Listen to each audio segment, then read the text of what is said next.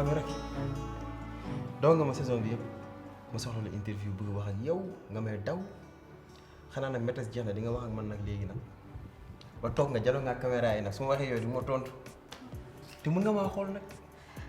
xam nga devant la caméra damay rus moo tax tàmm may. yaa ilahi yaa yi xamante nañ wane gone gi lëf nga laa wax. ay pot bu ma wax loo.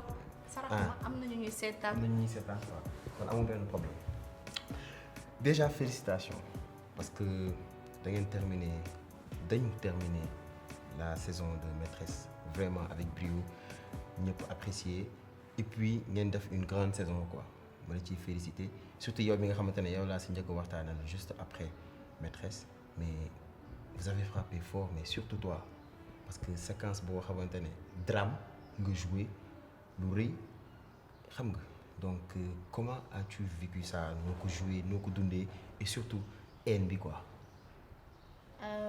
Tout d'abord maa ngi nuyu ñi ñuy seetaan ñëpp et puis merci beaucoup ça n'a pas été facile vraiment yombul woon et pour dire vrai dernière séquence boobu dafa métti woon trop am na benn instant sax dama jékki-jékki saa j'ai pété les câbles benn 30 minutes di jooy loolu mën nga ko sax laaj équipe bi dama jékki-jékki saa yi commencé yuuxu j'avais les larmes aux yeux di jooy je pouvais plus parce que benn sonnoon naa j'avais mal à la tête j'avais faim j'étais énervée xam nga man yaayam naa j'étais tellement énervée que parce que séquence la boo xam ne dañ ko jouer pendant presque 2 jours mënuñ fexe ba terminer ko et man je voulais juste ñu jeexal ko en beauté ma dem quoi noppali ko.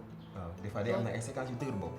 instant boobu toog naa jooyaat bàyyi na ma bii moo mujj donc on a qu'à le faire nañ ko def te en plus comme dafa soxla woon aussi haine tombel ma jooy mer et tout ça sur le coup ma ne ko bàyyi allons-y on a qu'à le faire.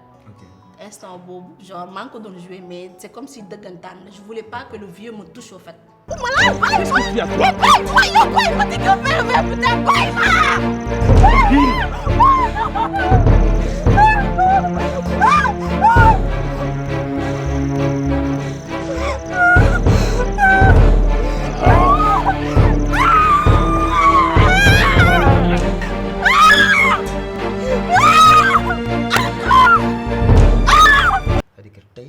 jàpp nga ne ba nga koy jouer da nga ko doon dund quoi et c'est ça qui t'a aidé tey à réussir cette séquence si je comprends bien. Bien sûr loolu moo ma jàppale certes am na yenn séquence yoo xamante ne mën nga ko jouer mais tu n'es pas dedans mais comme benn am na ay séquence yoo xamante ne mën nga ko jouer mais da ngay xalaat ay retour yoo jot a am ci sa personnage donc tu t'y mets carrément yàlla nag bu mu tombeel nga am journée boo xamante ne vraiment neexul ci yow boobu tu n'as juste envie de jouer et claquer la porte dem sa yoon. Ok super en tout cas c'est bien damay ñëwaat un peu ci Racky vraiment Racky nekk na personnage boo xamante ne man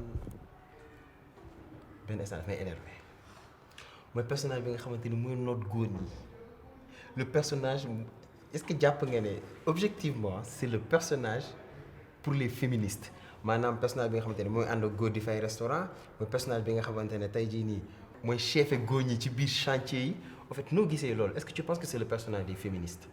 mais pourquoi pas parce que man je pense que lu góor tey war a mën a def jigéen war na ko mën a def tey Racky dafa sigil xale jigéen yu bëri yoo xamante ne ils étaient dans l'ombre parce que en tant que Esther man j'ai reçu des retours comme quoi que ay jigéen la ñu ngi ci chantier bi di def génie civil et que tout le temps dañ leen di comme nan laa ko mën a waxee tout le temps dañ leen di minimiser waaw amuñu doole que jigéen waru leen jiite alors que buñ demee ba war leen jiite c'est parce que seen jàng ak seen gëm-gëm moo tax tey ñu mën a am poste boobu tey jii koo gis mu mën a diriger kenn rek c'est parce que xelam moo sut ki muy diriger et c'est normal tey jii ni daanaka mën naa ne jigéen ñi ñoo gën a mën a jàng sax ko góor ñi taluñu jàng qu'on se dise la vérité donc tey Racky li tax mu ñëw ba nekk mën a chef ay ñoom Moustapha ñoom ñëpp dafa am lu mu gëm depuis bi mu juddoo am lu mu bëgg dans la vie moo tax tey jii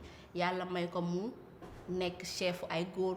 waaw bon benn côté dama ciy d'accord ak yow c'est la partie où tey jii nii on voit que Racky jigéen la boo xam dafa gëm boppam et ça leçon la pour jigéen ñi xam ne gëmuñ seen bopp jigéen ñi yaakaar ne dañuy war a toog rek lépp fekk si leen wala ñu teg lépp ci góor donc ça je suis parfaitement d'accord mais nag bàyyi góor ñi nekk ci kanam tamit nag ñuy fay ma ñëwaat encore un peu ci sa love quoi parce que tey dama invité sa góor Birame mën na ko mais yow Racky début bi yaakaaroon naa ne xale bi da nga koy jël mënu mën noo xale bi dama yaakaaroon ne dafa am bandi mais du dara ay tabala love donc du coup tey lu mu bëgg wax foofu noonu début bi dañ yaakaaroon ne que Racky c'était une femme forte une femme boo xamante ne tey faalewul góor mën na vivre sans góor mais au fur et à mesure ñuy dem vous avez montré que jigéen su wanee image ne que c'est une femme forte dans le fond c'est une femme day am ay sentiments loolu lañ bëgg a wane foofu.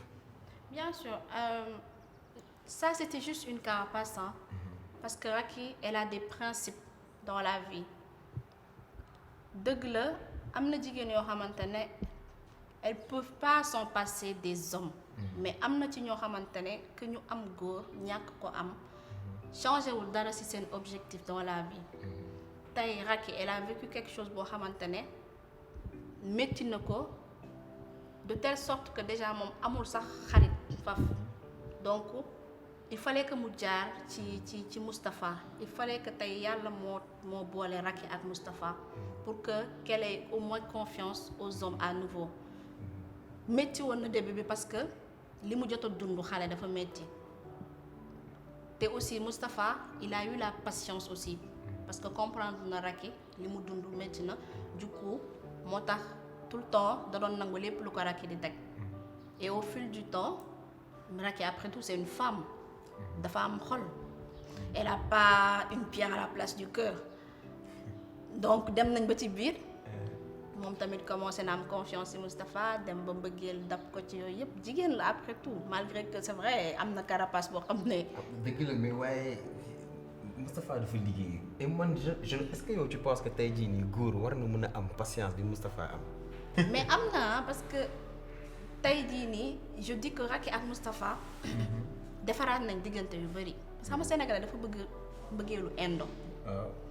tey jii nii defaraat nañ diggante yu bari ah.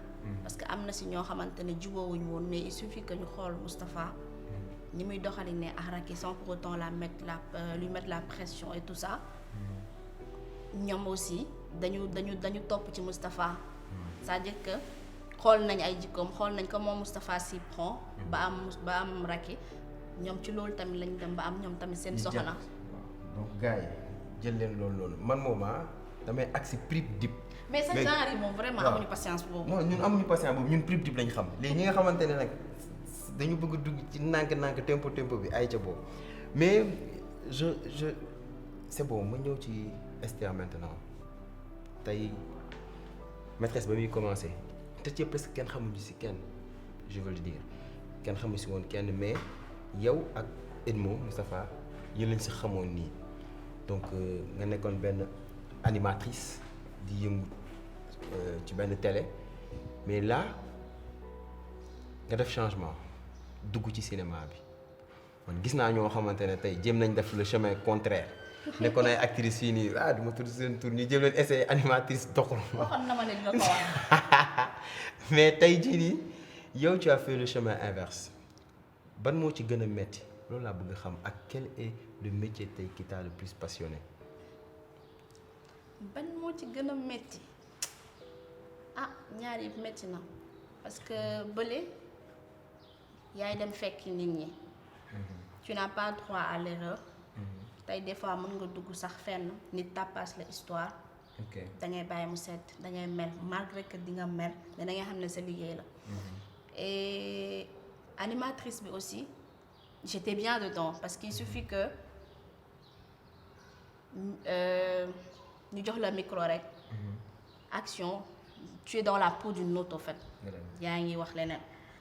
actrice bi métti na aussi trop sax parce que j'imaginais pas que des fois damay moo tax bi ma ci duggee dama jékki-jékki saa ne léegi dootuma clashati benn série wala film buy jàll quoi parce que xam naa li ñuy dund.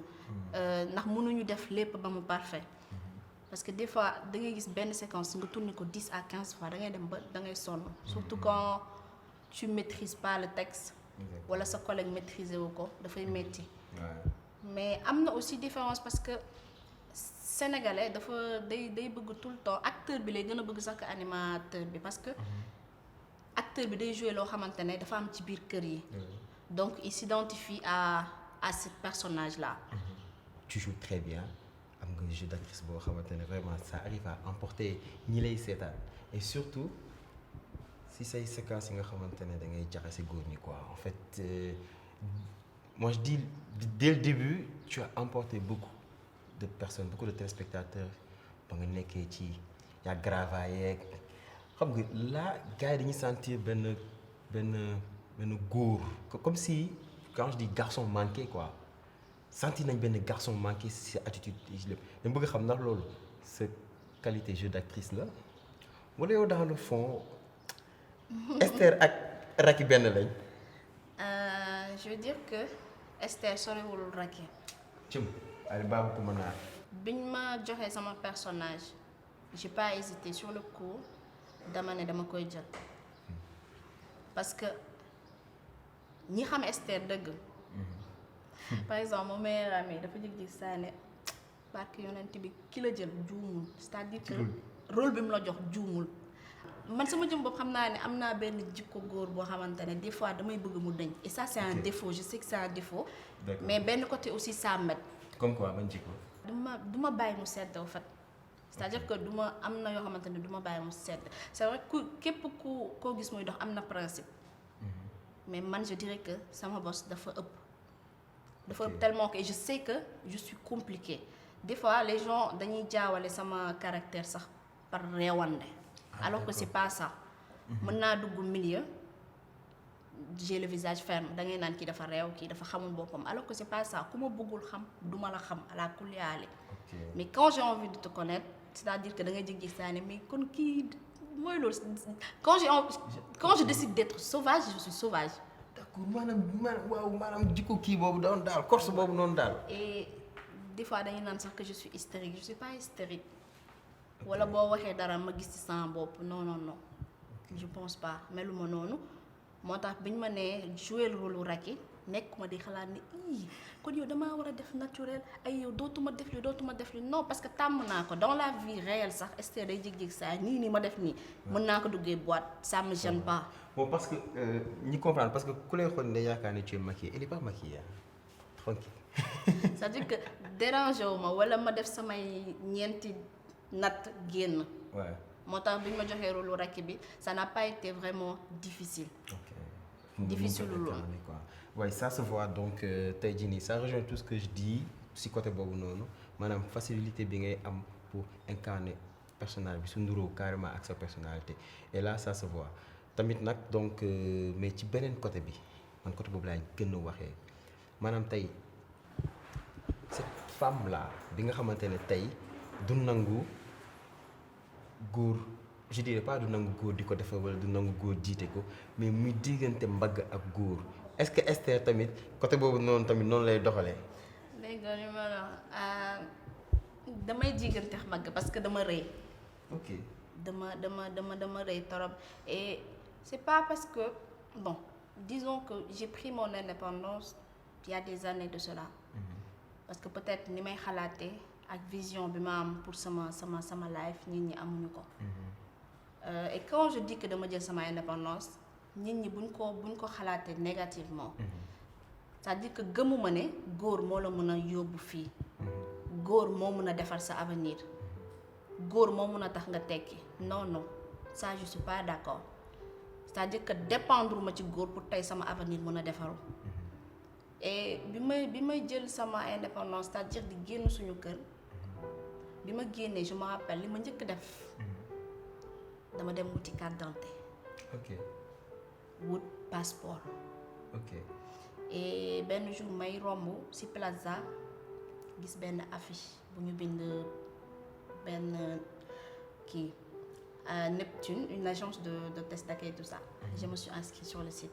ok mënoon naa génn dem taxawaalu ji. parce que boobu maa ngi gënoon nekk mineur nekk xale gënoon respect taxawaal def lu ma neex.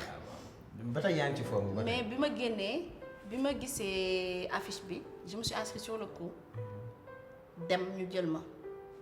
en même temps bi ñu ma jëlee c'est-à-dire que dama teel a laal xaalis en plus dama teel a ñam xaalis biñ ma jëlee foofu sama première salaire duma ko mës a fàtte c'était 150 000. ok ma dem inscrire ji Sub Info ok pour continuer sama jàng def infographie web design Photoshop et tout ça. ok en même temps même agence bi yóbbuwaat ma feneen may liggéey Philippe Maurice di am c'est-à-dire que génnuma suñu kër rek ne xaaral ma topp góor. am nga jaar-jaar quoi. am naa jaar-jaar et je pense tey bu ñu fi toogoon di wax sama jaar-jaar duñu pare quoi. donc je préfère juste def benn entre parenthèses juste pour dire que nit ñi bu ñu gis Esther rek foog ne elle a une belle vie. non Esther dafa am fu mu jaar fu bari. te tey jii nii li ñuy wax saabu du fóot boppam. tey selon situation bi mu laaj mën naa fa ne parce que sama maam moo ma yar man moom laa xam moo ma gënal sama papa moo ma gënal sama yaay. du fii ya papa yooyu nga xamante ne dañuy taw bëgg vie bu yomb. moom moo ma yar c'est-à-dire moom laa xam sama àddina mooy sama lépp moo ma won yoon bi tey lu ma munti doon c'est grâce à elle. tey bu ñu demee bay dégg Esther de gauche à droite mère Khady Ndiaye a tax moo ma dugal alxuraan moo ma dugal école coranique moo ma dugal tamit école française donc lépp moom laay sant parce que li ñuy naan tey jii si je suis devenue ce que je suis c'est grâce à elle donc yàlla na yàlla gën a guddal fanam. amiin. donc juste pour dire que j'ai pas la belle vie mais ça veut pas dire qu'aussi que dama ñàkk fayda wala y a des choses je laisse pas passer yoruma dara nag. yoruma dara mais bëgguma ku ma yeb aussi. dëgg la maanaam daal si je comprends bien parce que soo xoolee mooy si tu es une femme entreprenante da nga teel a entreprendre teel a jël ay décision bopp donc loolu exemple la tey pour jigéen ñi nga xamante ne dañu lay seetaan mais également aussi da nga teel a ñam xaalis maanaam daal xam nga ku teel a ñam xaalis moom dootul bëgg di jàng daf dara liggéey buy indi xaalis rek mais boobu c'est bien ah bëgg teel a ñam xaalis teel a bëgg xaalis ba pare di ko ñàkk quoi di ko liggéey et ça se voit parce que yaa ngi bay sa waar ça fait un bon moment ñu lay xam ci milieu bi donc tu es un exemple te tey c'est toujours bien nga wax que les gens comprennent sinon les gens vont se faire des idées ci sa personne te lii baax na tey pour que nit ñi xam mais nag après tout ça dama la loof tey jii nii je vais te dire hein moi quand j'ai tapé Esther Ndiaye sur Google juste après dama gis Esther Ndiaye ex-animatrice ensuite ñu def Esther Ndiaye mariage maanaam gars yi ni lay gisee nii nga mool macha allah xam nga tey jii nii am nañu la c'est sûr am nañu naan mais attends Esther lu muy xaar pour jëkkër waaw même si nii tamit bon waaw man après suñu cas maa yow après la quoi dinañ si waxtaan hors antenne. Sénégalais war a bàyyi loolu dañuy gis nit dañ naan kii dafa war a bàyyi dàkkaate ba lu muy xaar mais xanaa balaa ngay dàkk sax da ngay gis. kon gisoo. gisuma. gars yi dañoo ragal. non du ragaluñu en fait dama gisul. parce que tey jii man boog ni ma koy xalaatee. ñi yenn góor ñi. dañuy bëgg ñëw doxaan ci Esther mais duñu doxaan ci Esther en tant qu'elle Esther biy feeñ télé. waaw bi feeñ la ñuy bëgg ñëw doxaan ci te xamul ne Esther jigéen la. am na ay principe am na lu muy bëgg am na lu muy bañ. c'est-à-dire que mën nañ ñëw dugg foog ne Esther chi lañ fiy fekk ñëw ba ci biir xam ne kii kat genre ñoom doxaan si wuñu Esther donc ça loolu amul sens au fait. gars yi dama leen xam kaa nag moo la dara gars yi dama leen xam donc du coup ñoom suñu ñëw di doxaan si Esther quand je dis Esther ki nga xamante ne star bi nga xamante ne mooy feeñ télé dafa am souvent lu ñuy indi benn carapace maanaam bon dañ lay jaay xaalis bu bari ne kii nii li moo koy alors que c'est pas ça donc sama gars yi xoolal bu leen ragal xoolal xale bi nii day bardé. je déteste naan xaw ma lan les hommes ont peur de Esther qu'ils arrêtent quoi parce que déjà sénégalais dafa am xalaat bu ñaaw xalaat bu négatif des fois man je lis pas les commentaires mais quand ils disent ça subitement je me mets à la place de la sénégalaise en tant qu'elle fa laay nekk naan waaye ñii dañoo fuy dañuy feeñ benn yoon télé yaa ngi dégg commencé di gis seen bopp di def nii c'est pas ça au fait balaa ngay dàq balaa ngay gis sax balaa ngay dàq day fekk nga gis ñun gisuñu man ak sama yeneen morom xale jigéen ñi ñoo yem peut-être man j'ai la chance que j'ai eu man maay feeñ télé ñoom feeñuñ télé mais ñoom li ñuy dund laay dund. ok gars yi lii moom dafa leer ku fi tardé waat dama koy ñaareel nag xanaa du nga seetaan dama fi takk ñaar te amagoo leen célibataire mais Edmo tamit qu'il arrête sànq ba léegi ñu ngi waxtaan mi ngi lay message fii. di nga ko bàyyi. non dama ko bàyyi. di nga ko bàyyi de. non depuis tout à l'heure ñu ngi wax mi ngi lay message. bàyyi Moustapha tranquille. mais qu'est-ce qu'il y a. y a rien bàyyi Moustapha. ma bàyyi Moustapha. sama Moustapha la. c'est Moustapha la. waaw d'accord je pense que kon loolu la ñuy terminer Moustapha. c'est alalu Moustapha rakki la waaw kay. alalu rakki la. mi ngi noonu donc juste un dernier message que tu as envie de dire aux téléspectateurs. Pas de message pour moi mais des remerciements quand même di ko njëkkee ci Calista Sy parce que joué na lu bari ci sama début carrière en tant qu'actrice parce que bi ñëpp bindee non moom moo bind oui malgré qu'elle a entendu des choses elle a cru en moi Calista je pense presque 2 derniers mois fin saison bi la commencé sax bàyyi ma mais depuis le début daf ma doon booster elle m'a épaulée c'est-à-dire que tout le temps que même bu ma amul problème sax daf may woo Esther nii elle m'a toujours conseillé daf ma mës a teg ci wetam comme sa propre petite sœur ndax moom moo ma gëm ba pare ne ma tu peux le faire donc di ko remercier vraiment parce que tey bu notoriété Esther gën a yokk yàlla ak moom la parce que moo ma gëm donc merci à Calista di remercier aussi suñu DG Mass Ndour moom aussi pareil day jig-jig saa yi téléphone ne ma tu sais bu fekkee da nga soxla lii woo ma téléphone Esther ñu waxtaan bu fekkee lii nga bëgg lii ak lii moom aussi il m'a épaulé di ko remercier vraiment ainsi que nag suñu équipe technique bi malgré que ñoo juddoondoo mais c'est une très belle équipe. En plus très jeune aussi. Très jeune et une très belle équipe commençant ci Baye suñu réalisateur ba ci suuf sonaloon naa leen vraiment des fois je savais que dama leen di énerver parce que je suis tellement capricieuse damay bëgg di merloo nit ki xam nga man genre dama wéeru ma en fait j'ai la joie de vivre donc damay bëgg ñëw di la merloo di la waxloo ba nga mer su ma gisul mer bi nag ci laay dem nag xam ne ça c'est une bonne personne sonaloon naa leen vraiment et di leen baalu ak ñoom ñëpp parce que métti woon na neexul segam bëñ ak làmmiñ ñoo dëkk donc ma leen di baalu ak vraiment te di leen wax merci seen liggéey rafet na di remercier ñëpp vraiment di remercier personnellement sama maam encore une fois di ko ñaanal mu am gudd fan yàlla bàyyi ko fi mu fekkee lépp sa maam bi la yar waaw mère Khady Ndiaye ainsi que mon meilleur ami moom ndax moom nee naa ko mooy sama far mooy sama jëkkër mooy sama papa mooy sama lépp sa meilleur ami boobu noonu naa la ay papa laa bu seen